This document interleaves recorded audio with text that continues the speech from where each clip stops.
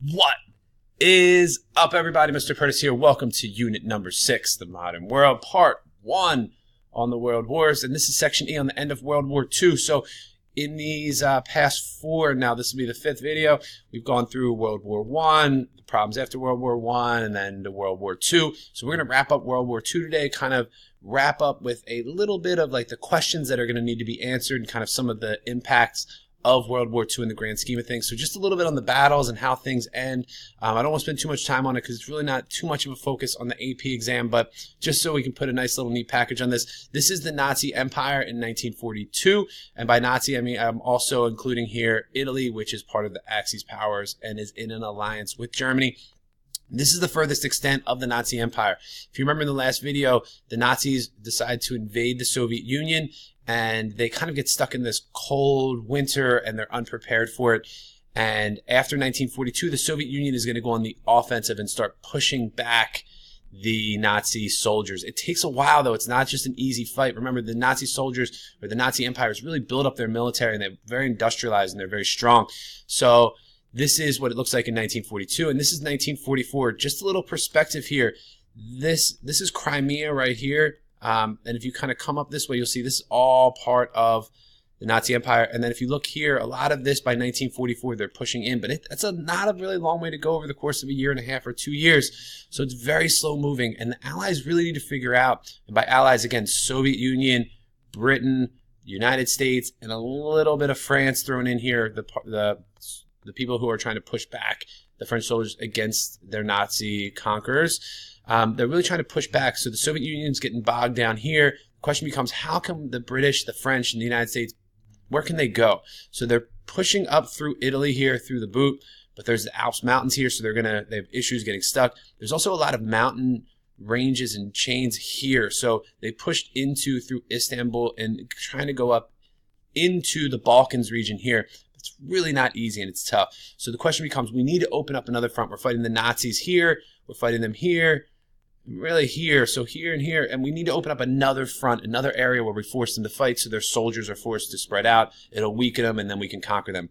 And this area that they figure out is going to be in the coast of France here on the English Channel right here.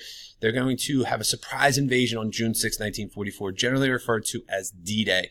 It's going to be the invasion of Nazi France. Remember, the Nazis took over France by the British, some French, and the United States, as well as, and let's not forget, the Australians are involved in this, and the Canadians, so because they are both part of the British Empire as a whole. So we have coming across the English Channel in a surprise invasion are these British and American forces. So it's going to be, the area is called Normandy. They're going to land on the beaches here. They come across the English Channel on boats, and it's one of the largest land invasions, sea amphibious invasions in the history of the world, all in one day. It's a surprise attack. Large number of American and British forces die, yet they capture this area. They push back the British or push back the Germans, and essentially what it does is it opens up another front right here for the Nazis to fight on. And this really becomes the beginning of the end. This is a huge, monumental event where we're going to see the Nazis start being surrounded and pushed back into Germany. In the spring of 1945, so again, this is the late spring, early summer of 1944. In the spring of 1945, Mussolini, who's the leader of fascist Italy, is killed by an angry mob. This is he and his wife. They were arrested, and then eventually they were taken out of their cell, and they were shot and then strung upside down in Italy. Also, Hitler commits suicide in the late spring of 1945. He and his wife of a few weeks, Eva Braun, both commit suicide as they kind of see the end is near. Their bodies are burned by one of Hitler's assistants, and that's kind of the end of Hitler. So as a result of this, VE Day, which is Victory in Europe Day, is on May 8th, 1945, and you can see this is it, West 43rd Street in New York City.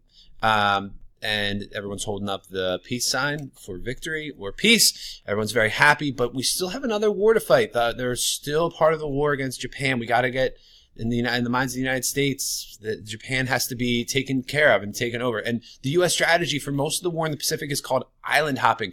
Basically, there's all these islands here that the Japanese have been conquering since imperialism, synthesis, that has been going through World War I. So the Japanese have taken over many of these islands, and the U.S. basically are going to go from Hawaii here in November of 1943 and try and start conquering different islands throughout, trying to make their way over here to Japan.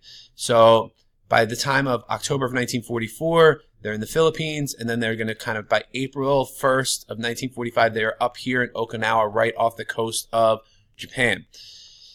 So the question becomes, what happens? What's going on? And when they get closer and closer to Japan, it is very deadly. Most of the Japanese people on these islands are fighting till the death. There's this kamikaze, seppuku, like, we will not surrender. If you're the last person on the island fighting against the U.S., you continue to fight. It is seen as dishonorable to surrender. So the U.S. starts firebombing Tokyo. I mentioned this in the last video, but just as a little perspective here, in March of 1945, they're going to bomb night after night after night after night, killing civilians, about 150,000 civilians. And the goal is to break the morale of the Japanese people. And in the minds of the U.S., every single person in Japan is an enemy, and we'll kill whoever we have to. This is one of those horrific things that the United States government does, where there's children, totally innocent people who are going to be killed. But in the mind of the United States, we have to bomb them. We have to try and make them surrender. But in the mind of the U.S., the Japanese don't surrender. So while all this is going on, the U.S. is also developing the atomic bomb. It is called the Manhattan Project. It is a super secret scientific project to try and work with atomic material and eventually try and create this crazy source of energy, which will create a bomb, which we'll talk more about in class. But the first successful test is in July of 1945. So coming back here, this is March of 1945, and then July of 1945, they successfully tested. One successful test, and they decide, we have two options. This is in the mind of the United States. We have two options. Either we invade mainland Japan here, and we can lose up to 500,000 American soldiers, 500,000. Or we can drop this newly invented atomic bomb and hope that Japan surrenders. So the U.S. is going to go with option number 2. And in option number 2, on August 6, 1945, the United States government drops an atomic bomb on the city of Hiroshima, and it kills almost 70,000 people immediately, just like that. And another 200,000 people are going to die, or 200,000 people die total as a result of radiation and other injuries from it. You can see there's a watch here. It stopped at 8:16. That's the time that the atomic bomb fell. This is the ground zero of Hiroshima. And down here you can see some of the charred bodies. I mean, extremely high temperatures, high wind speeds. And then on August 9th, because Japan doesn't surrender immediately, the United States decides to drop a second bomb on Nagasaki. Some people speculate, some historians, that this bomb was more dropped to show the Soviet Union, don't mess with us after this war. Some people say it was really just dropped because Japan hadn't surrendered yet, but the U.S. government kills another 140,000 Japanese. On August 15th, Japan officially surrenders. This is one of the most famous images. This is obviously a sailor kissing appears to be a nurse in Times Square, and this ends World War II. So August 15th, after the dropping of the two bombs, is the official, it's called VJ Day, which is Victory in Japan Day. These are some of the casualties numbers. You can see the number of people who are dying in each country: 6 million in Poland, 25 million in the Soviet Union, 7 million in Germany, and this is the percentage of their population from 1939. So almost 20% of Polish people are going to die. Many of them were Jews. There was a large Jewish-Polish population. You can see down here the United States lost 400,000 soldiers. Only 0.3% of the population, but still 400,000 is a very significant number. So as you come up here, you can kind of take a look at some of these different numbers. Also, China, which was invaded by Japan, loses 15 million people. This is some of the destruction in some of the cities. This is one of the more famous images from Germany. You can see all these buildings. This is a city, I believe Cologne or Hamburg, and you can see the same over here. So one kind of wrap-up thing here I just want to point out is there's ongoing questions post-World War II, and these are the things that are going to need to be solved. First of all, the colonies helped fight again. They helped the Europeans fight. Do they get their independence after World War II? Yay or nay? Remember, after World War I, it wasn't given, so the question is, do we give it to them this time? And number 2, what do we do with the Nazi leaders, the people who led the Holocaust, this horrible genocide? What should be done with them? Who's responsible for it? Is the soldier in World War II who was 18 years old and fought in Russia responsible for the Holocaust, or is it just high-ranking leaders? What do we do? Also, the Japanese leaders, the rape of Nanking and these horrible treatment towards American soldiers and POWs and the treatment in China. Who's responsible for that? Also, how do we repay the Jewish people in Europe? 6 million Jews died, and a lot of people, even the Nazis, are obviously to blame, but what about the countries who didn't officially step in sooner and do something about it? What should we do for the Jewish people? We have a lot of people who are homeless, who need homes, and who are basically refugees.